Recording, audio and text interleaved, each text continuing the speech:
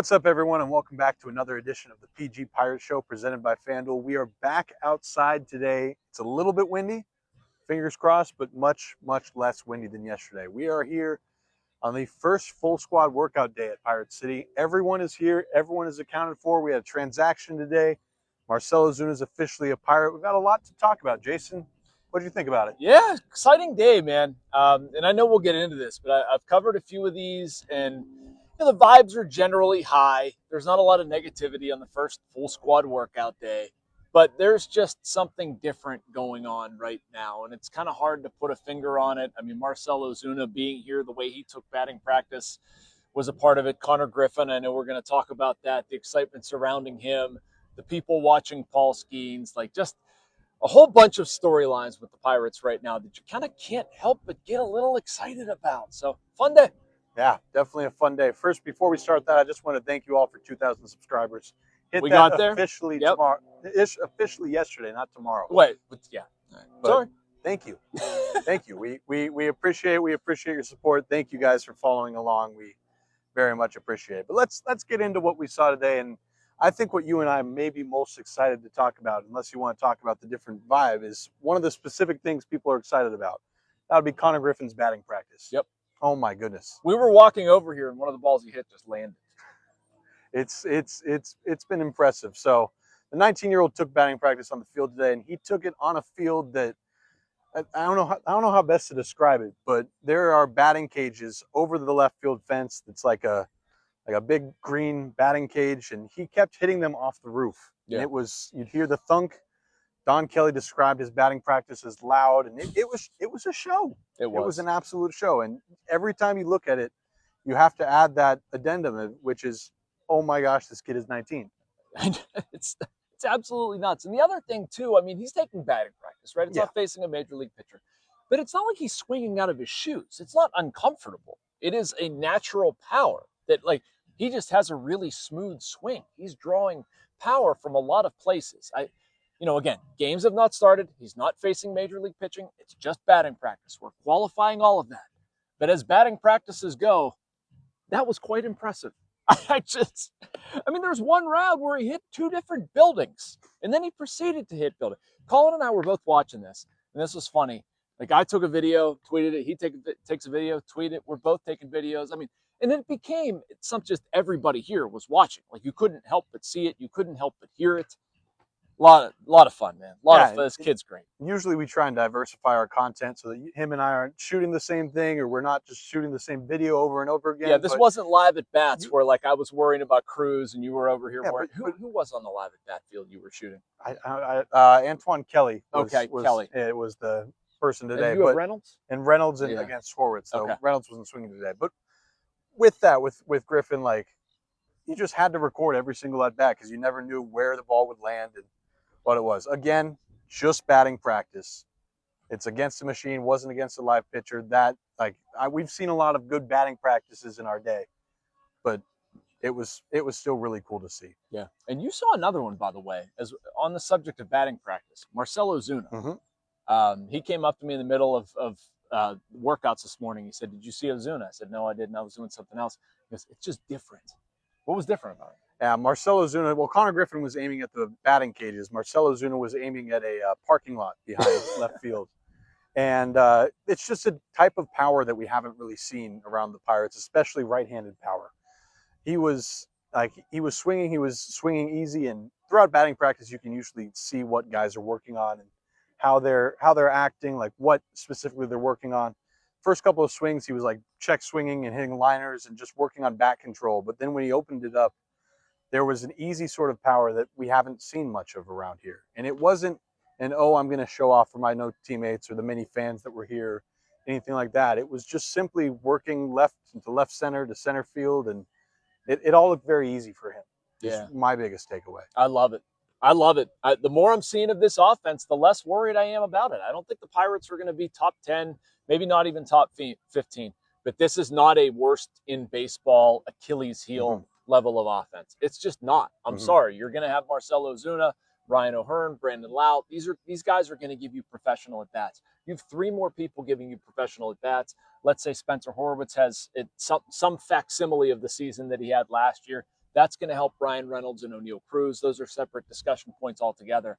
But my point is that I don't think this offense is going to be the Achilles heel for this team. I just don't. Mm-hmm.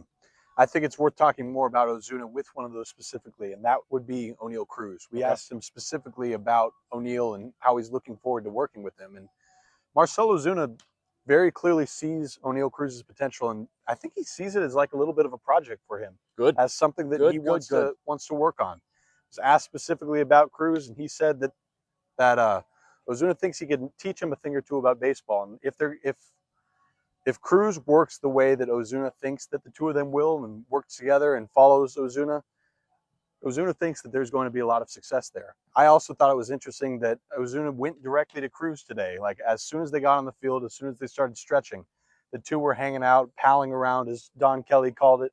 It was very clear, like, they were trying to build a relationship from day one, and that both of them see something in each other. Cruz sees this is a guy I can learn from, and Ozuna sees that Cruz is someone who could benefit from a little bit of mentoring, who could benefit from a little bit of teaching. How important do you think that relationship could be? I mean, huge. Absolutely huge. As somebody who covered when Carlos Santana was here and saw how Oneil Cruz responded to him, easy for me to say, right?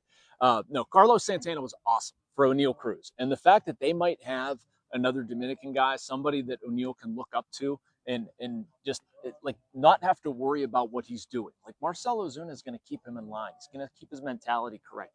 And that leadership's going to be different things, right? Like, it's not going to be, get your butt out there and sign autographs or something like that. It might be, hey man, you want to go for fourth plate. It's okay, good at bats, get him tomorrow. So, something simple like that. But Ozuna has seen everything you could possibly see in this game. And if you're Oneil Cruz and you have somebody like that over your shoulder, you can bounce questions off of or whatever, that's got to be beneficial. Yeah, it's a professional who's been there, done that, and has had this sort of relationship in clubhouses before. He's had this role with the Marlins. He's had it with the Cardinals. He's had it with the Braves. He's seen a lot, learned from a lot of people, and has been a teammate to a lot of different guys. So I think that's a useful resource for sure.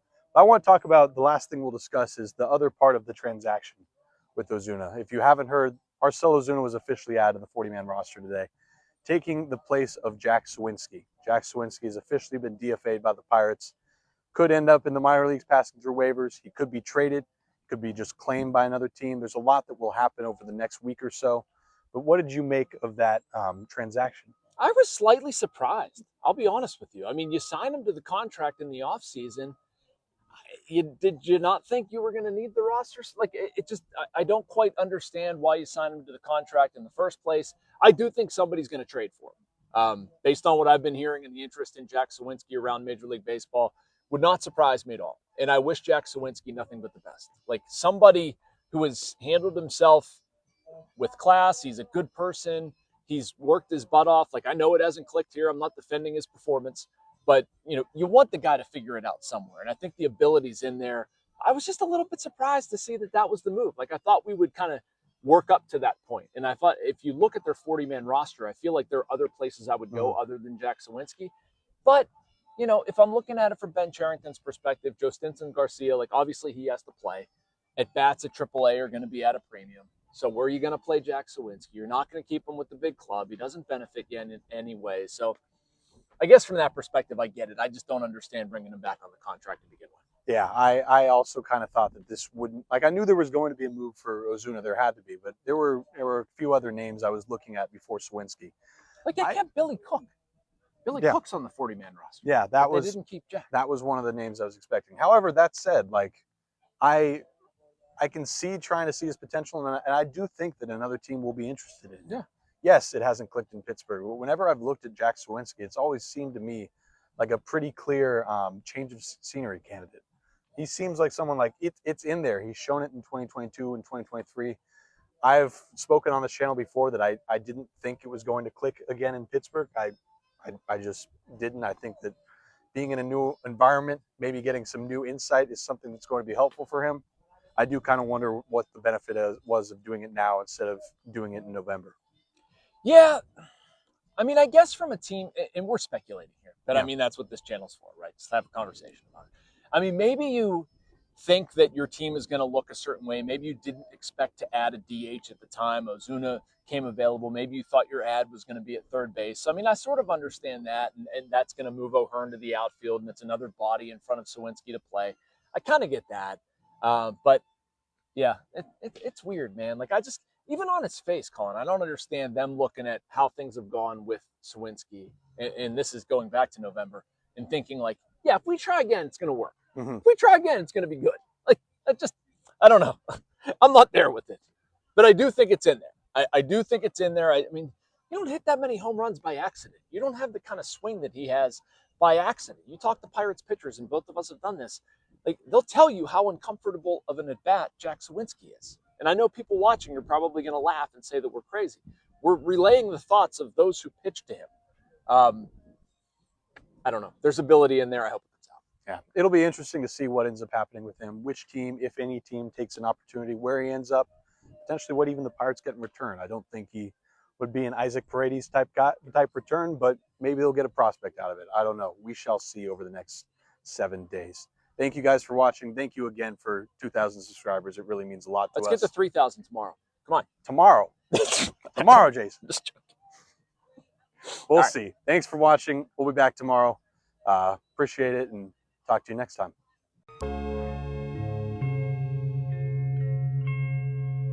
Thank you for checking out this content from Post-Gazette Sports. If you watch this video on YouTube, please like the video and subscribe to our channel.